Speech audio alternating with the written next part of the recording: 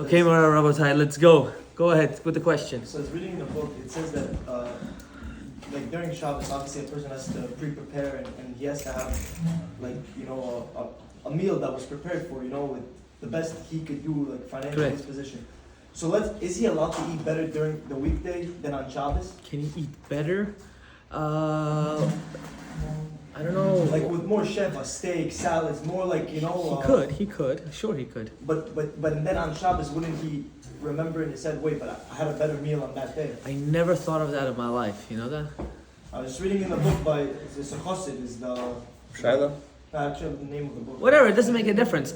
I never met of a person that eats that on Shabbos. Because I tell you why, Shabbat itself, the food itself, has a different kind of, has a what's the book? Rabbi David Mazel Shabbos Secrets. Never heard of it. But I hear what you're saying. Because I think that it could come in people's minds. Because think about it, on Shabbos, like you have like this. 2 days ago, you went to reserve, but you would just open up a whole table. Now you're cheaping out. For me, just like I feel like this just don't make sense. I feel like on Shabbos you have to prepare more than the whole week. So let's break it down 1 second before we get into the actual. This year's the Lul Nishmat. Lul Nishmat. Lul Nishmat. Tzivya Bat Yafa. Ruach Hashem Began Eden.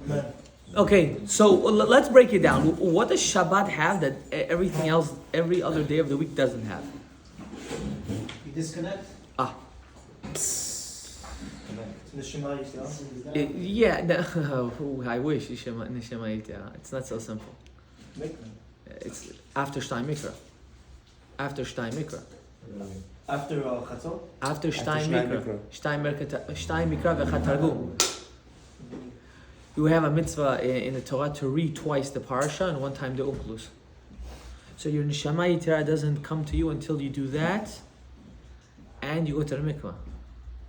That's what it means when the Ari says that if you want to draw down new neshamot to you, you have to do the mitzvah of oneg Shabbat with your spouse after chatzot. But that's only once you have your neshama yitera. You don't have your neshama yitera.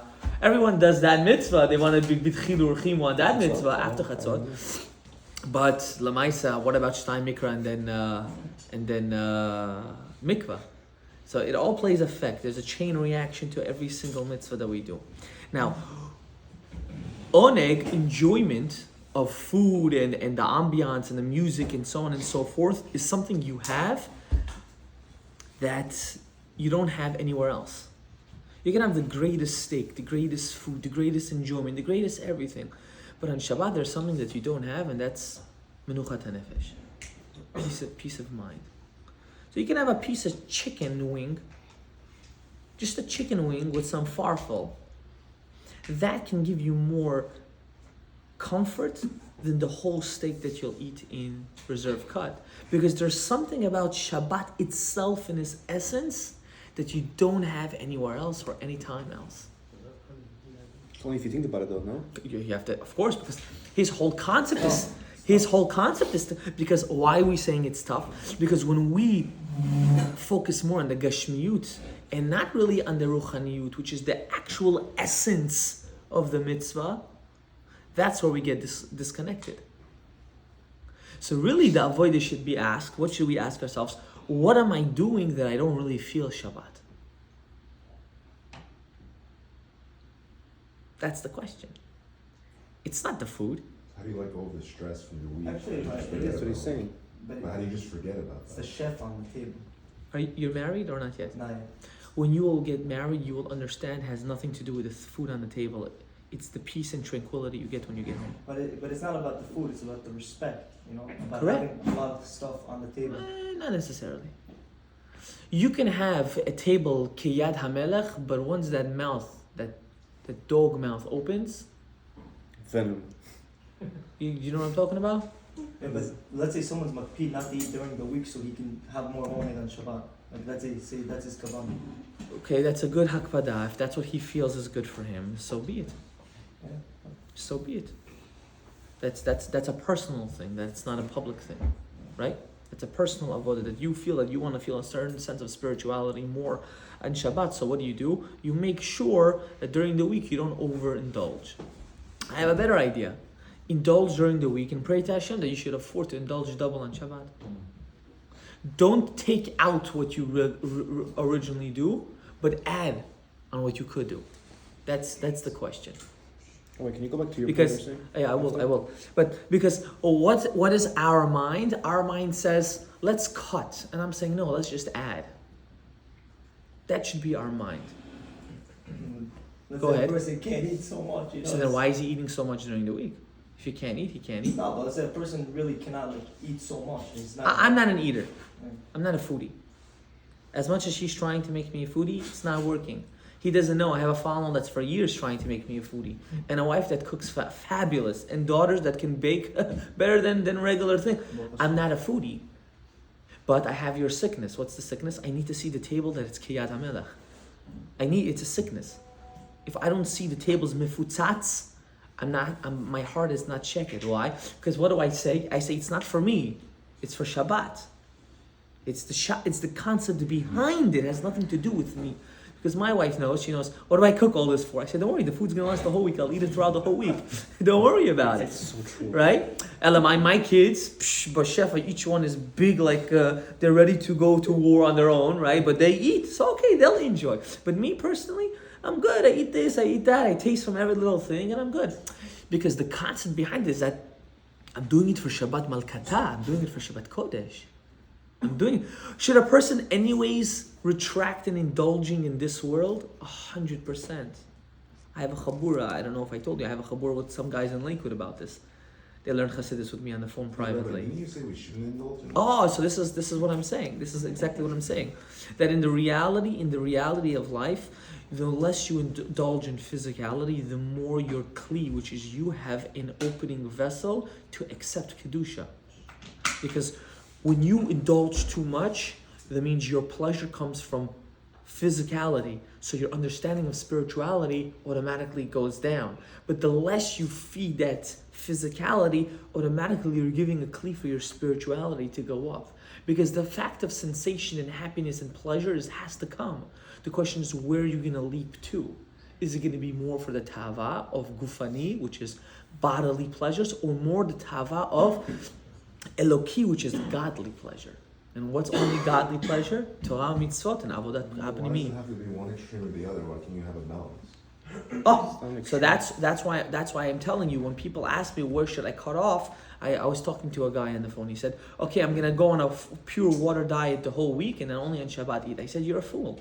I have a better idea. Eat and enjoy. The last bite that you want to take that's gonna immediately in your brain satiate you, you put it down and say, I'm not eating that last bite. Because unfortunately, as humans, we're extremists. You think in your mind you have to do something bombastic in order to get somewhere. That's wrong. You have to walk slow steps. To whenever you get to the level of bombastic in someone else's mind, this was just part of the process. Do you understand? I'm going to do Daf Yomi every day. I'm going to learn a whole Siman Shulchan Aruch. I'm going to do the whole 9 yards. Before you know it, Ein zeh ve'ein zeh. You come out with nothing. Why? Because small baby steps. Small. You grab small. Grab small. Right?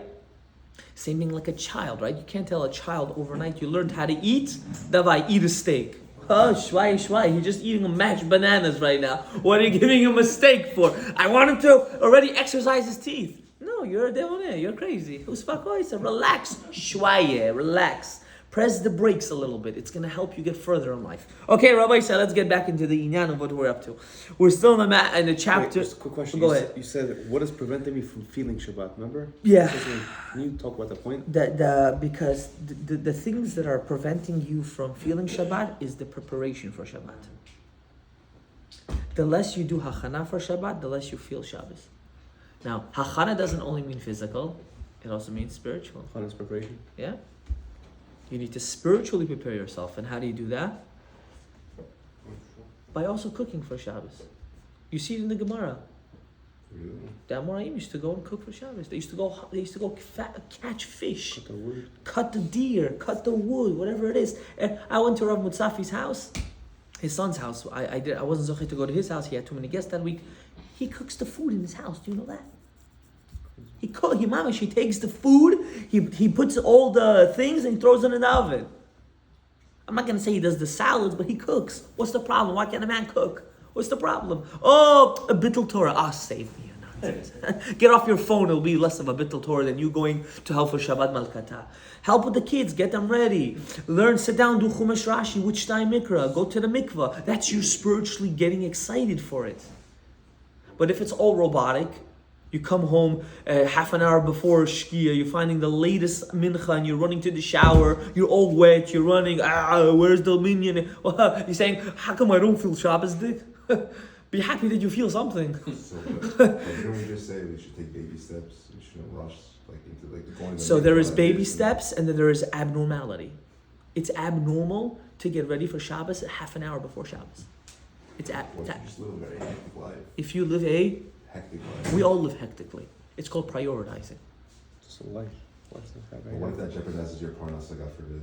So be it. It can't though. So why don't you work on Shabbat? So can I no Nothing can jeopardize a person's parnasa. yeah, but in a person's emunah. you're right, but in a person's actual living in a person's actual No, living it's fugazi. in a person's That's actual extremist. It's not extremist, it's true. I can explain to you from my personal business. so I'll explain to you. You have to build a kli. In a person's actual moment of living at that moment, what happens is that's what he thinks. We're not talking about the mitzias. We're talking about the psychological war at that moment. That's what we're talking about. Now that's what you're saying, that takes time to develop. What he's saying is, I'm just right now, I'm just in the level of first, right? So you have to understand something. Prioritizing means what is more important. It's like the story I heard. A guy goes to a guy is looking for a new business venture, so he goes to sea. And he sees a pashita fisherman, and he goes and he throws his rod, he catches that nice big salmon, he takes the salmon and he's rowing back home. He's going home and the guy stops him, what are you doing with that fish? He said, what do you mean? I finished for today. I'm taking the fish, I'm going home, I'm cutting it up, and I'm spending the rest of the time with my family. Comes the second day, the third day, after the fourth day, the rich man stops, says, I have a business venture for you. I will buy all the supplies and we'll do mass fishing. We'll go commercial. I see you have the chush, you have the talent. So the guy says, I like it. And he goes and he does, and he becomes so successful in everything. He gets to the point of success that he has such different business ventures that he has to get rid of what he has. And the businessman goes to the fisherman and he says, okay, we sold it and everything. Let's go to the next business. And he goes for the second business. And after he gets old and he retires, they ask him, what do you want to do now? He said, I just want to spend some time with my family. He was doing the same thing when he was catching one fish for the day. He realized it at the end of his life when he already burnt everything of his life for kesef v'zahav mamon. Isn't it a man's obligation to bring home money? 100%. But what does that mean? What does that mean? Why is that? I'm asking you, where's the boundary? If anything, when neglect comes to the family, you just pass the boundary. Can you repeat that over there? When neglect comes to the family, if finances causes you to neglect your family, you can't do it. Different levels of neglect. Right? So what Correct. if- For some people, seeing their family once a week on Shabbat is more than enough. Yes and no. So So it's very subjective, though. So I'll explain to you. There are certain responsibilities a father has. There are certain responsibilities a father has, a husband has. What are these basic responsibilities? To be present. Now, father, if he trains his cycle of life to be present without being present, he's just reached ultimate fatherhood. What does that mean? Being present without being present? They just think about you? No. It's a sense of you created an ecosystem in your house that everything is structured properly and also emotionally in par, regardless if you're there or not. Can you give me an example? There's no example. What does that mean? You have to actually know how to do it in order to do it. For example, let's say your son has homework, right? Who's responsible to do the homework with the son? Either the mom or the dad. Wrong. The father. Why? Your responsibility is to sit with your son, not the yeshiva, to sit with your son and to teach him. For son, of course. Her son, yeah. In this generation, also the girls. In this generation, also the girls. Studies, also English studies. Both. Both. In this generation, if you don't have your daughter in par, oy va'avoy lecha miyom adin hagadol. Because then... Exactly. Amen. Because what's going to happen? At the end, what's going to happen? She's going to find it for another person. And you... He's chasham from day tomorrow. Can you translate what you said? Have to spend more time with the kids. Correct. 100%. Less problem. Correct. with the kids. Why? I'll explain to you why. And It's the field.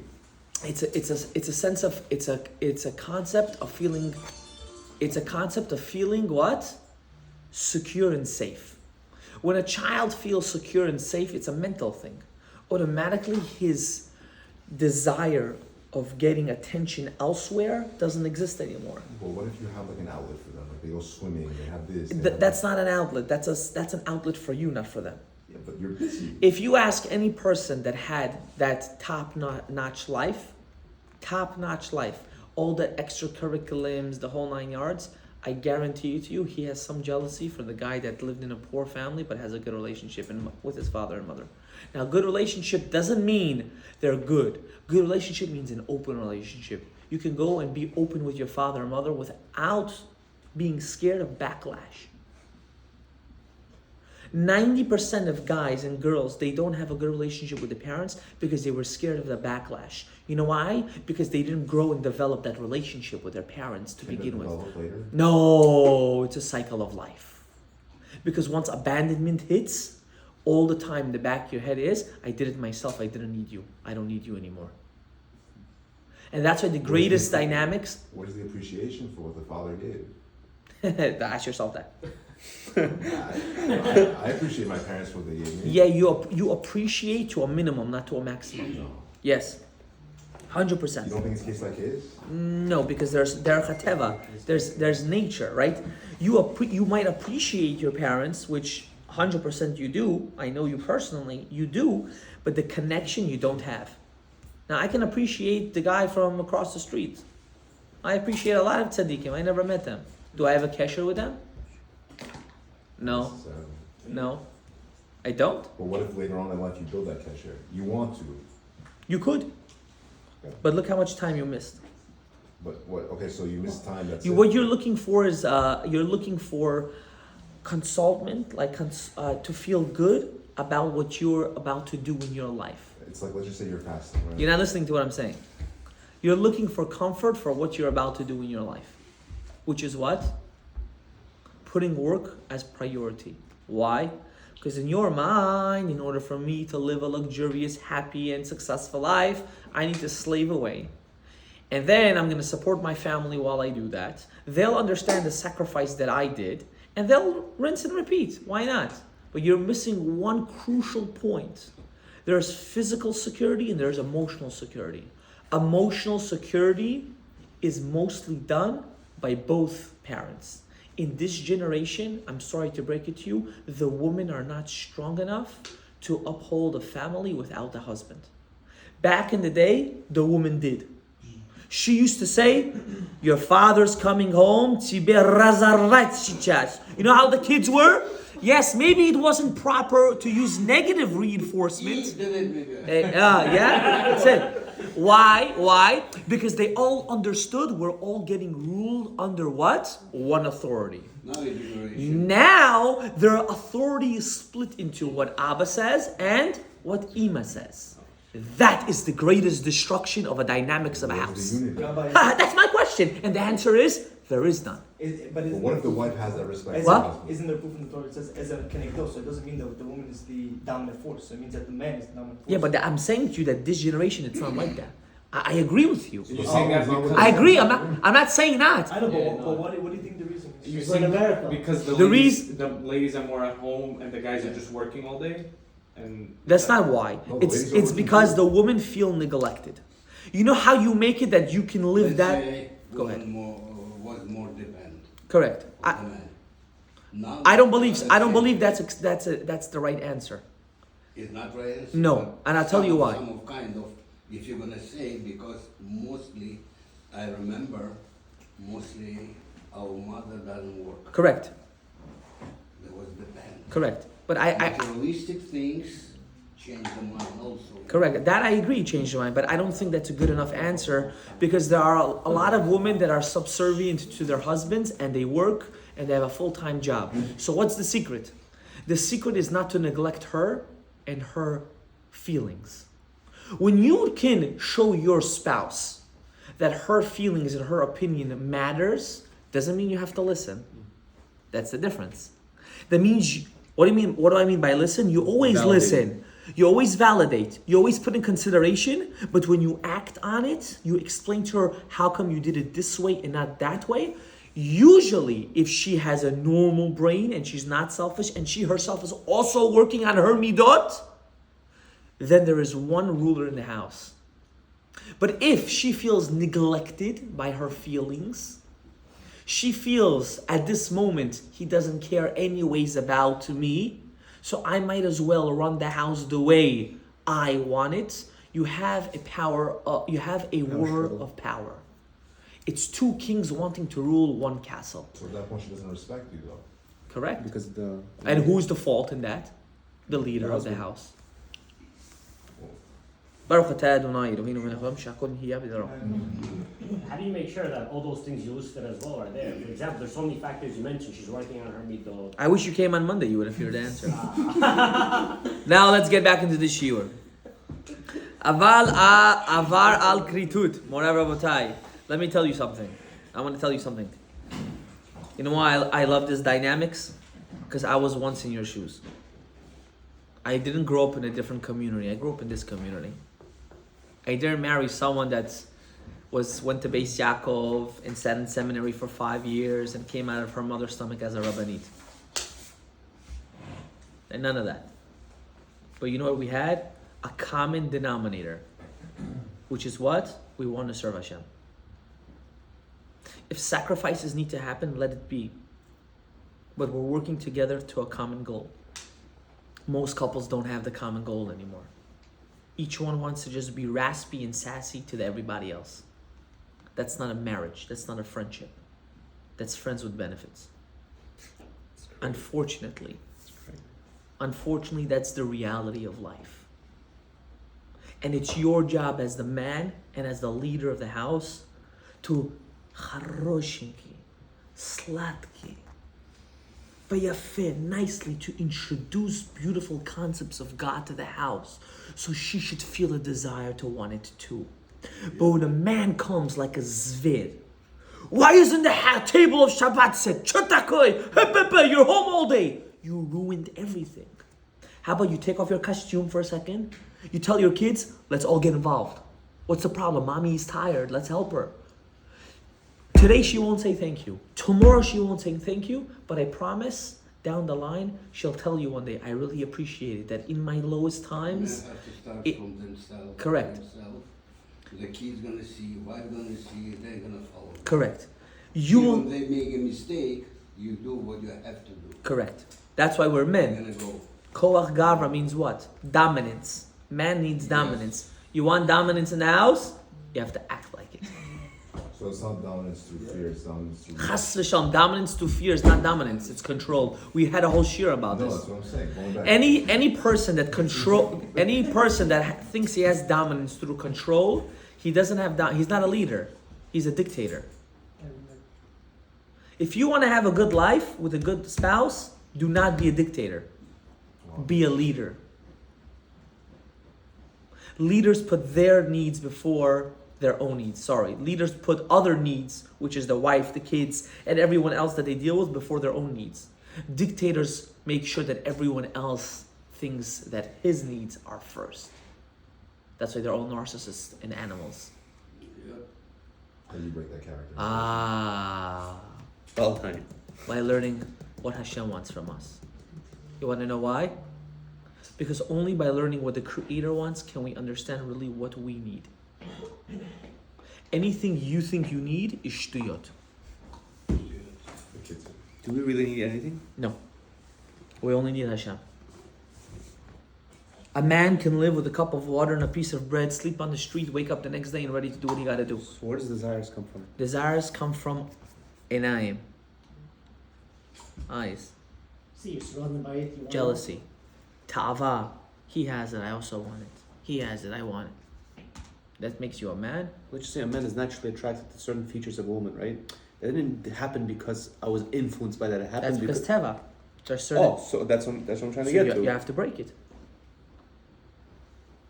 So there were certain things that were given to me like a... Correct. There are certain. Everyone's different. Certain people are born with certain ta'avot, and certain people get it throughout their life. Like nature and nurture, right? Yeah. You have to know how to figure out how to break these ta'avot. Got it. Even if you're born with it. Okay. Aval ar kritut. More Rabotai, let's get back into this, please. We were talking about on Monday a little bit, there are certain averot that are chayav karet. The soul gets cut off. Or mitat beit din, which are the 4 cardinal deaths. I'm not going to go through the whole thing. You want to listen to the last week's shiur, it's online. Teshuva, you have to repent. Yom Kippur, and Yom Kippur. And unfortunately, this is what we didn't say, but I'm going to say today, Yisurin, you need to go through pain. To atone for your sin. Correct. So your sin, not to atone, for your sin to be forgiven. Why? Why? What's the difference between atoning and forgiving? Atonement means doing tshuva. Forgiving means already being forgiven. It's 2 different things. So Yom Kippur is not enough by itself. For the sins of karet and for the sins of mitat beit din, no. You need tshuva, you need Yom Kippur, and you need to go through certain pain. Now, pain can be anything, to the point that if you go to your pocket and you want to take out a nickel and you take out a dime. To the point that you want to, how we gave a modern day, you want to do tap and you want to pay with one credit card and at the end it goes to a different credit card. Those are all considered pain. Your car doesn't start, it's too cold, whatever it is. Or Rahman Itzlan, even more. May we not experience Yeah, but isn't it. it Yes, physical pain. But isn't it more specific? I feel like it's too general what you're saying, because isn't it based off of a person's sin? Like if a person when you see, you can't expect problems not to affect him because he creates Mekadregim. game. Correct. But that's a Isur Karet. So like everything is really all the faults is the man's fault. You know, all the action is caused by Sure, yourself. sure. I'm not denying that. It's crazy. You are your own. It's crazy.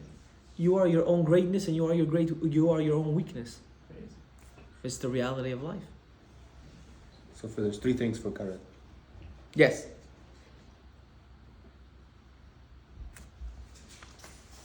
Why? Let's get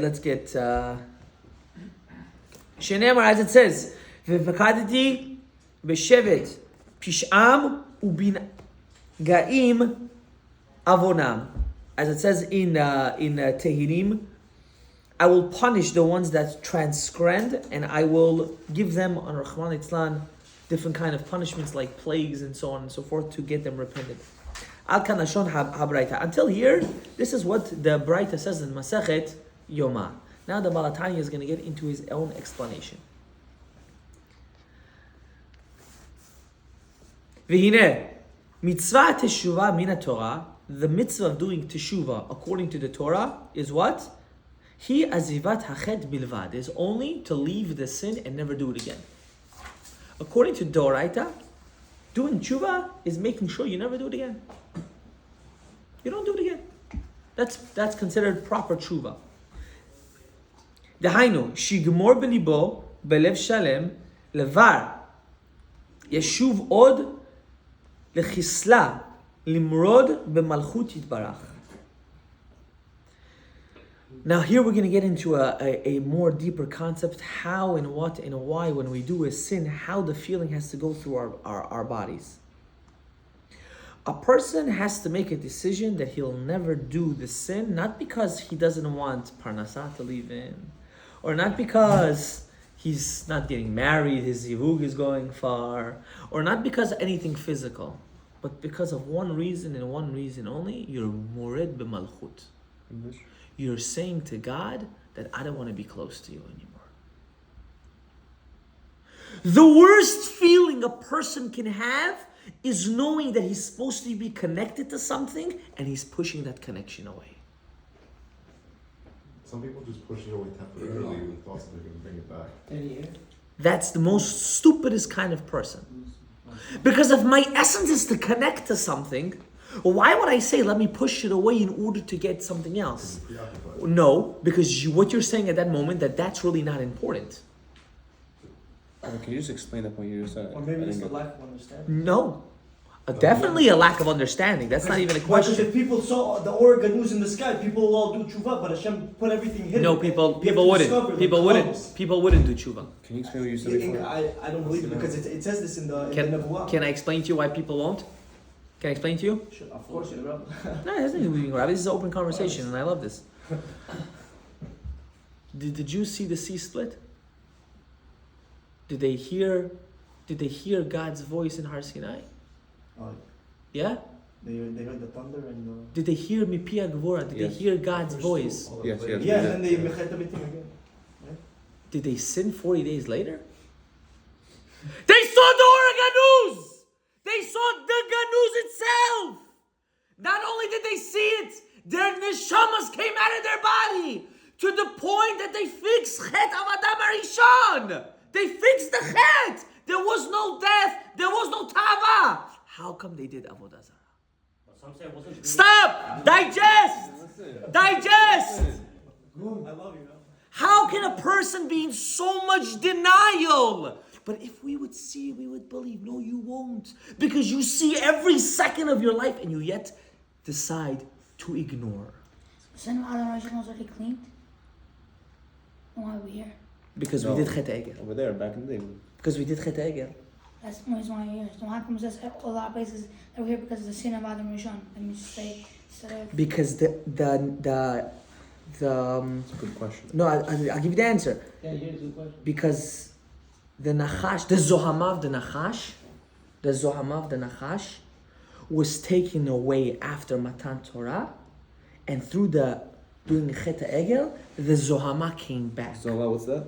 The dirt, the impurity, the saliva, you can say, of the snake came back. So all the Pgamim, really the sources from who?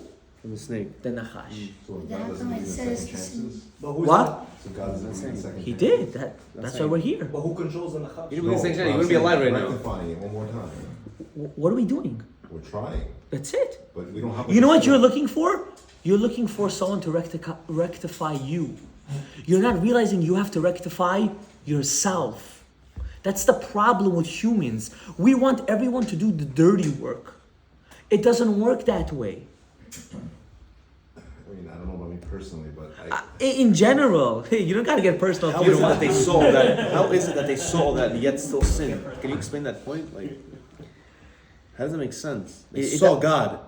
They didn't see God, whatever that means. It's a miracle, You can never whatever. see God, but Lamaisa, at the end of the day, that just proves to you that seeing things doesn't do anything to you. So, Rabbi, you saying if, let's say, we would see the earth, the sea split? Can I ask you a question? Forget that. Can I ask you a question? You know what a ballistic missile is?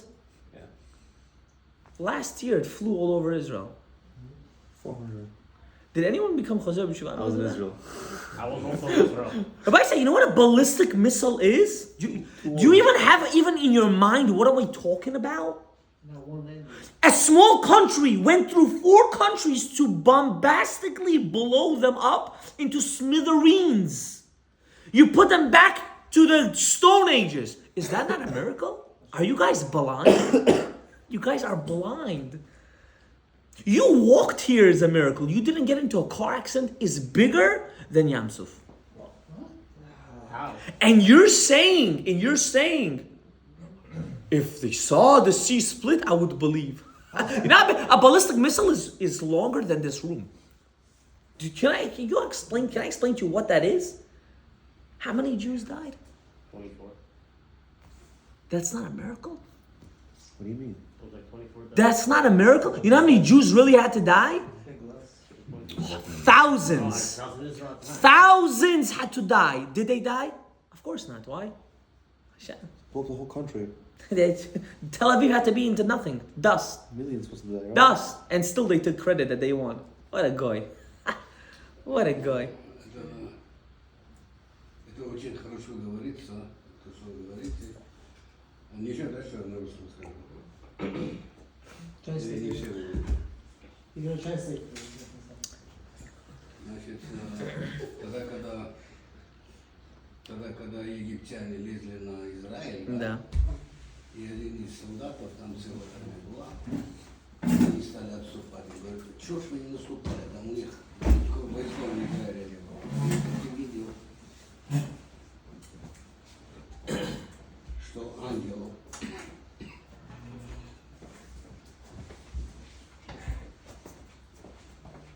с мечом стоял,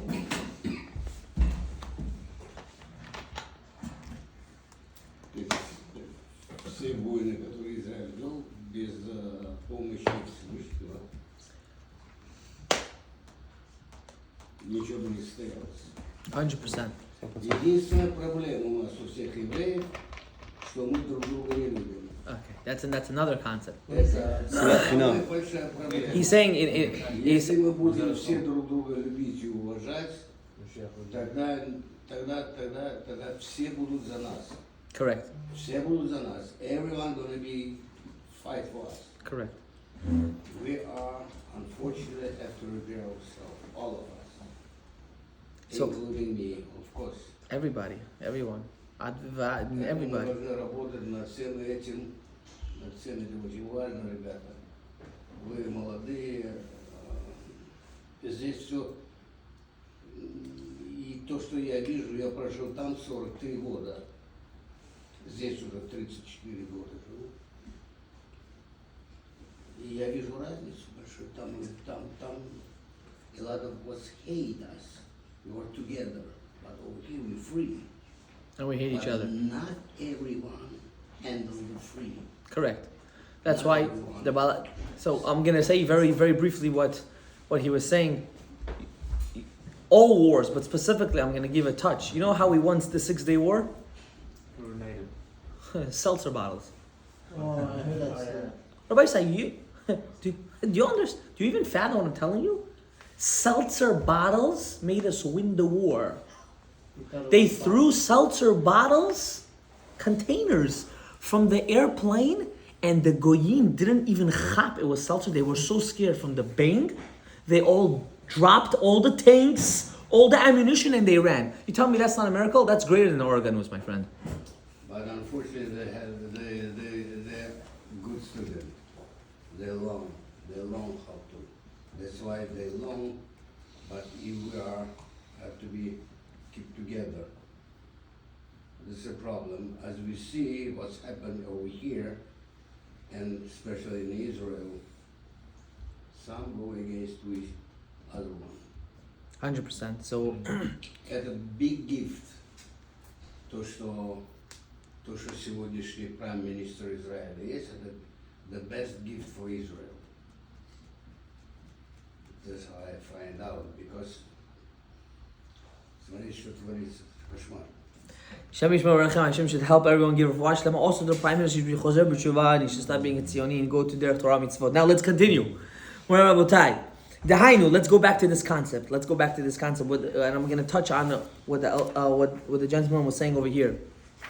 Leaving the sin is not good enough.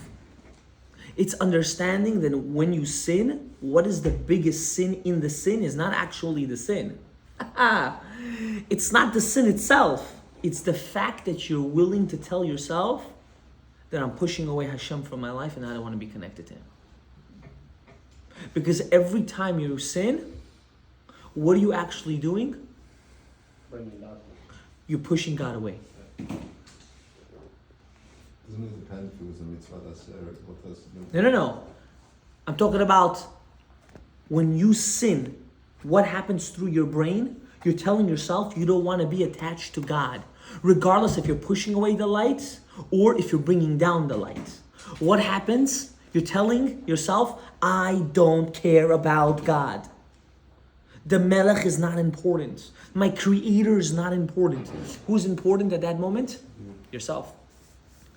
So you're an Oved Avodah Zarah. What, you worship yourself? Yeah.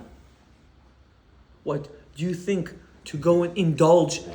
Get ready. Right. Get ready. I'm waiting. If I worship I'm waiting. myself, then I would think that I could bring my own parnas. I don't have to go working. Just No, stand in the that's bed. because you use God as an excuse because you know deep down deep down, you know you're the one that brings the parnasa. Because if not, you wouldn't work as hard as you work. No. Listen to what I'm saying. You're not listening. You believe really that you bring the parnasa. Maharaya, the proof is in the pudding because you're working so hard. I'm just motivated.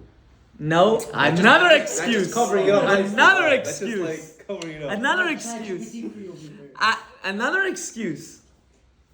And now I'm not telling you not to work and not to work hard. Wait, I'm not telling you not to do what you're doing and finishing your dental and your this. I'm not telling you not to.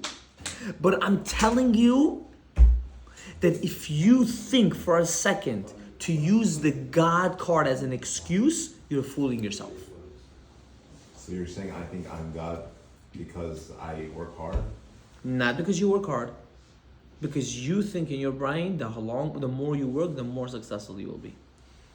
And I think the exact opposite. Lack of amunah. The less work you do, the more successful you will Should I be. just drop out? A lot of people say, what?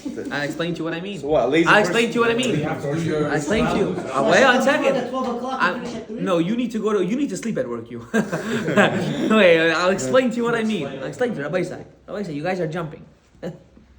It's not doing less work. You're looking at it as work. It's time management. What do you do when you don't work? Huh? What do you do when you don't work? Spend time with family, come to shir, go to sleep. When you substitute everything as avodat hakodesh, then you're still working. Can you explain that in English? Okay. We're getting off tangent, but okay, we'll get into this. Meaning what, everything you're doing is for Torah? Everything is everything in your life. Everything is work. Everything is considered work, but not the work that you think. Because in your mind, the work has to have what? Result. A result of Monetary. kesef v'zahav pul duram bazan, right? Money. That's not the way it works. It's not natural. That's teva. You're saying that's teva? I'm saying teva, but You said nature right but now. I'm saying the more you work, it's by nature you get more money. Yeah. Absolutely not. You go to the gym, you see results. You go Absolutely put it not. out. No? Wait, no, absolutely not. Not true also. Not true. There are some people, if they work too much, if they work out too much, they don't get nothing. Zero happens to them. Zero happens to their body. Right, it's a fine line. Yeah, you go. I'm telling you, I've done the study on this. There are people that their body, they can only work out 3 times a week for an hour, every single week, every single day, for an hour. Some people need to go to the gym every single day. Everyone's body is different. So too by making finances. So too, but whatever you do, don't think more works produces more result. Proper work produces more result. Now, I'm not telling you not to work, God forbid. I don't believe in that. I believe everyone should work and have finances and live luxury and have whatever they need and more. But I'm telling you, don't for a second substitute God for work. And that's our tendency. God will understand right now, I'm going through a hard time, I have to work more, so I won't pray mincha, I won't pray arvit, I won't do kviyut in Torah, I'll neglect my wife, I'll ignore my kids, and the whole 9 yards. Is that when work becomes a sin, Rabbi? Yes. If you're a doctor and you're in the middle of a surgery, for Correct. example, you can't just get up and go pray mincha or arvit. Correct. The patient can die. Correct. Actual life. So I'm gonna answer you. Every doctor schedules all their surgeries. Don't tell me no, I know how it The works. secretary. One second. There are very, very rare cases, it's not even rare, but there are cases that yes, there are emergency So situations. that comes before God. No. Emergency situations, pikuach nefesh, God tells you to do that. But when someone says everything becomes an emergency, you're fooling yourself. When I needed a root canal, I was miserable in pain. I felt like I was dying. When I went to the dentist, and because they have to wait to approval from this insurance, that insurance, I went to a doctor that takes money. I said, I'm in pain, just do it. We'll talk about money later. He said, no, money first. I said, I'd rather be in pain just not to give you my money.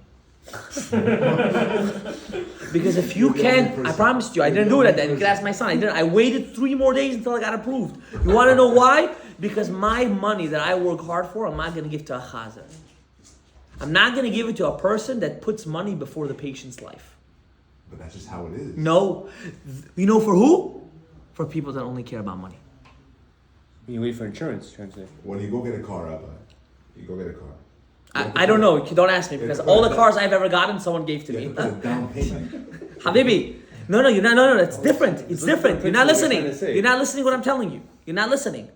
When you work in a service business, who is the main priority? The patient. You heard what I just told you? You said it yourself. Who is the first priority? The patient. Now, if you put the patient secondary and the money first, then who's first? You're speaking semantics, Rabbi. No, I'm not. He's gonna pay 20 minutes later. Exactly. So let it go. That's something. You know what? It's What if better. he comes and he tricks you? It's better. It's better in life. Remember No, but this. it's unethical events. You Don't can get sued for doing that. listen to me. It's better. He didn't care about the money. Trust me. He didn't care about the suing and stuff. Like I know these people. Trust me. I deal with them every single day of my life. Remember, it's better to be a person that works for free but know you helped someone that really needs it. Then what if your livelihood? Then your livelihood's not a stake. When you come, you sign the paper, regardless if you pay or not. Yes or no? Yes or no? Do you sign the paper? I signed 50 papers. I don't know what I was signing before he took money from me. Before he wanted to take money, right? Right? Same thing. You have to be an oldam in life. You have to know how to have manners. How do you know who you can trust? You have You can't forget the trust trust. You're going to another topic. You have to first know you have to be a ben adam in life. But that requires everyone else to be a ben adam. No, it requires you to be a ben adam. You can't expect that. Wrong. You have to. If tomorrow your wife is not going to be a ben adam, she's going to, God forbid, she's going to give birth. Not God forbid. She's going to give birth, and God forbid, she's going to have postpartum. I dropped everything. I'm with my wife. Why? She has to be a ben adam. She doesn't Because understand she's you. the partner I chose. No, but she's not a ben adam right now. She's a chayvon right now. Right now, she's giving you azol. She's giving you hell. She's treating you like garbage. She's putting everyone else last. She feels crazy. Simply put, because if somebody is sick, you don't look at them and say, "Wow, what an idiot." You say, "Toba, toba." Okay. That's what you said. You feel bad for them. You don't think, "Wow, this guy's actually crazy." No, you feel So bad. when a person comes with pain, he's sick. He's dying from pain. He's not dying. He's dying from pain. Tooth pain is the worst pain. I know. That's why I want to do it. Right? You want it because of this, right? You go, what happens? You put the person's needs, I'm gonna become a all of us. All of us. right? What happens? You put the needs last, and then you care about the money. That's not Torah. Okay, Rabbi, so we got to get back into this. Rabbi said, we're getting off tangent. What is this? We're doing the first chapter already for over a month. Rabbi It's said, good. It's good. Yeah. Dahainu. I'm going to repeat this again. Dahainu. Shigmor belibo belev shalem levad yeshuv od לכיסלה למורה במלכות יתברך ולא יעבור עוד על מצוות המלך חס ושלום. So how does a person help himself that he should never sin again? In his mind, he has to think that I'm defiling God. Am I going to be that person that's going to defile God? Am I going to be that person that's going to spit in my Creator's face?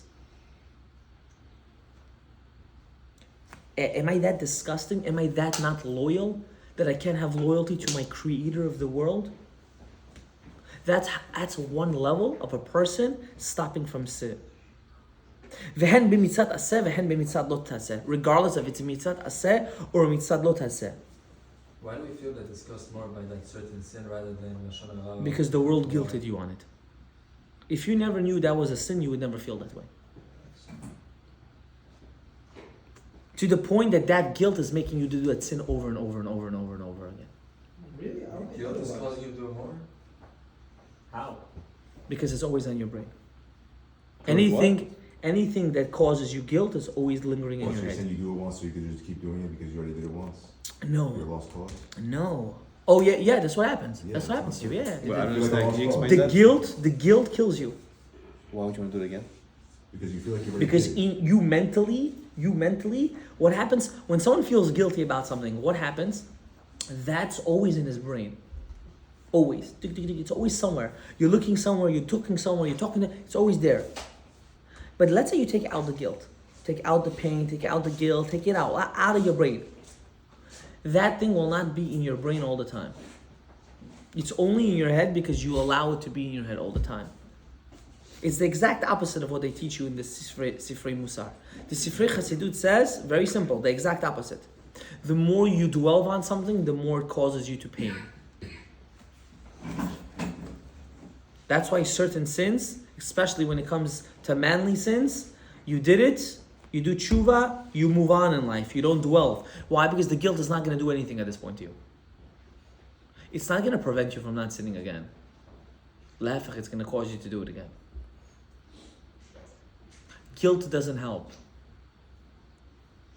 It doesn't help. What helps? Being connected to HaKadosh Baruch Hu. Because if you're connected to HaKadosh Baruch Hu, you don't want to sin. But in order to do that, you have to acknowledge what you did. You have to tshuva. That's tshuva, but not guilt. Guilt and tshuva is two different things. Don't get confused. It's two different things. Don't. Guilt and tshuva is two different things. Regret and guilt is two different things. What's the difference in regretting and guilt? Regret means I'm sorry, I'm never going to do it again. I'm sorry that I did it. And guilt means I'm eating myself now. It's a one level higher than depression. How can I do it? Wow. Oh my God. Just stop. You go crazy. I didn't stop myself for months and I fell. I can't do this anymore. Relax. You're human. Doesn't that regret come from that though? No, there's regret. Where's regret come from? Tshuva is regret. But if you don't feel bad, no, you don't have to feel bad. so where is the regret coming from? That's my question. That what? Azivat HaMelech. The regret is what? That you defiled God. Not that you did the sin. That you defiled God. How come you don't regret when you miss Kriyat Shema? The same way, you know, Kriyat Shema is a Doraita. It's an actual written Doraita. It's not even something that we learn out from a story from a Midrash. It's a Doraita. Saying Kriyat Shema Bismana is a Doraita. Shacharit and Arvit. Doraita, Habibi. How come we don't go regret again about that? I didn't say Shema. Oh my God. When was the last time you even thought about it? When was the last time it even lingered you to say Shema at the time? You know when? Never. You know when you go crazy for saying Shema? Because it's right before Shkia. I have 2 minutes before Shkia and put on the film Shema Yisrael. Other than that, you don't care. You don't care. You want to know why? Because the world didn't make it a big deal. There's no way to change that though. By you learning about the Torah, then every single mitzvah will be a big deal for you. For me, but what about the world? Forget the world! You. Bishvili nivra ha'olam. The whole world is you. But I thought you're not you have to put everyone's needs before you. That's in a sense of leadership. But if the leader himself is falling and dying, then how are you going to do that? You have to build yourself up. You build your character. 1 second. No one asked you. You build up your own character. You become a mensch by lingering to God. And then you give that to your family. You don't build up your character by your family building it for you.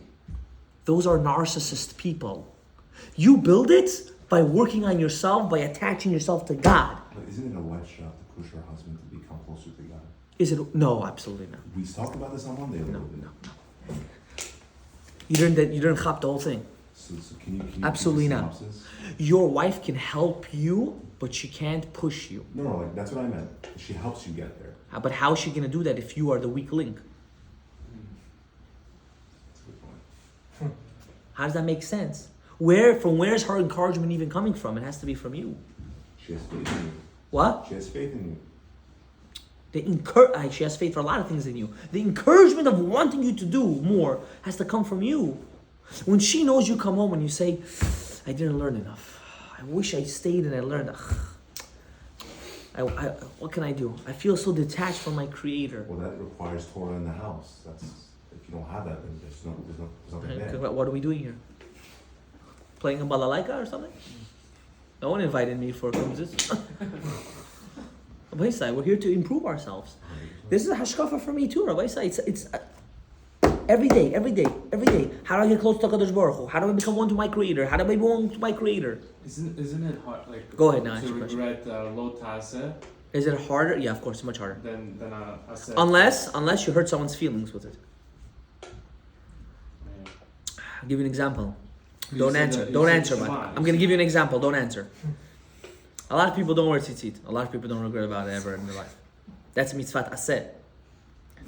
A mitzvat lo ta'aseh is getting angry.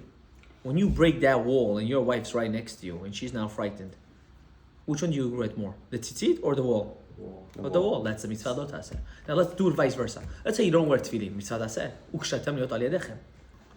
Right? Wait, so tefillin is as great as tzitzit? Are you serious? You're getting a bear right now, right? Congratulations to life. You're what? You're trying to say tefillin is as great as a mitzvah of tzitzit? Because you don't know the value of tzitzit, that's why you're saying that. But you don't get an avera. One's a or makif, one's But a you don't or get an pnimi. avera. Why? First of all, you all own four-cornered garments. Second of all, In my closet. If you own it, you have to wear it. And even if you don't own it, you're required to get it if it's available for you. From today to tomorrow. Rabbi side, right? You have to Why? wear it Because all the we, time. yeah, all the time. Or can you just put it on, like, let's say you wear your talit for the duration, or you have to always wear it? Listen, I make you a deal. When you drive, take off your glasses. When you walk, put on your glasses. Let me know how it works. You know what I mean? Don't be pick and choose Jews. You're either a Jew or you can't be half pregnant. Either a woman's pregnant or she's not pregnant. Rabbi side. You know why we're saying that? Because we don't know what it is. Talit gadol is or hachitzon, it's an outer light. Talit katan is or pnimi, it's an inner light. Tefillin is something different. It's called or hamochin. It's the light of the actual intellect. And or hamidot. If you don't have the outer light and inner light, that's why Ashkenazim, if they don't want talit gadol, they're missing out a lot. I mean, if they do, they don't. They don't. They go till they get married. They don't Until they get get married. But it wasn't always like that. It was a custom like that because they didn't have wool in Europe. It was very expensive to have wool. So they made a minhag that once you're married, you can wear it. You should wear it. But really, everyone has to wear it. Really? Everyone has to wear talit Yeah, gadol. for lentils, we're not gonna have lentils face up there. Right? To the point that the Yaki Jews, the German Jews, wear talit. Even before they married, Yaki Jews wear talit. It's custom, right? So since talit gadol and talit katan, we don't understand the value, so we look at it as bepsani. Oh, even better. Okay, here another example. Lulav etrog, after the first day, who shakes it? Don't answer. Embarrassment, Rabbi Isai. Embarrassment. You need the Chabad guy to stop you in the street. Did you shake lulav etrog? I hate that. Rabbi Isai, it's an embarrassment. Oh, you did it the first day because you want to show off in shul, huh? That's why you do mitzvot. That's the epitome of what he's saying here. The whole concept of doing mitzvot aseh and not doing mitzvot lo taseh is one thing. How can you desecrate the king's decree? If in your mind you put that in your brain of I can't desecrate God's decree, then there is no excuse for anything in life. Matok midvash. Now the question is, are you a subservient servant of God? Or are you one of those bepsani kind of servants of God? And that already depends on you.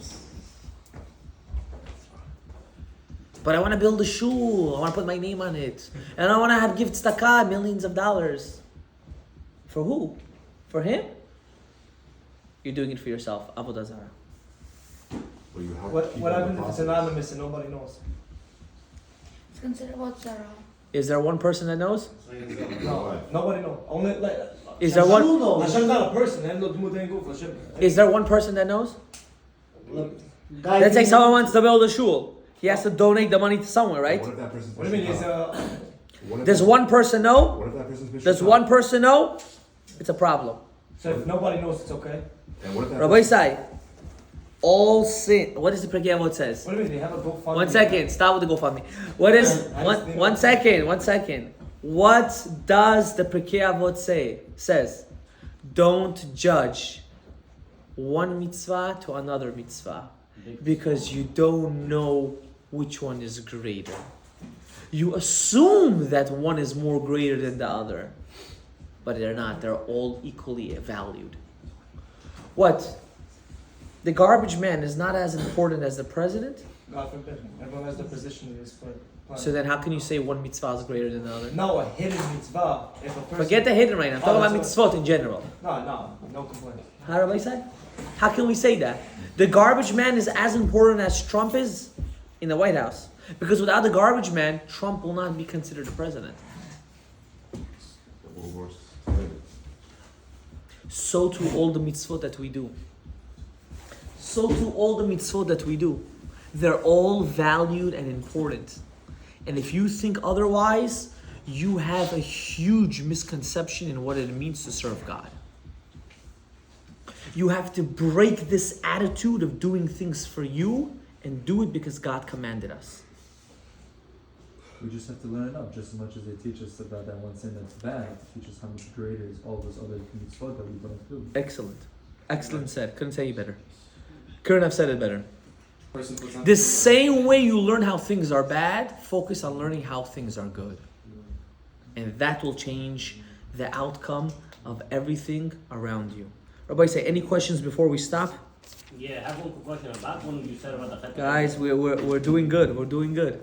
Not the chet ha'egel. 5 lines every shiur is good. Go ahead. About the chet I don't blame you guys. You want to know why? Because we're trying to restructure your brain from what you had when you were a kid. It's not your fault. Instead of looking at everything negative, we're trying to focus on looking at everything positive. Instead of thinking that everyone else has to change, we're looking at what?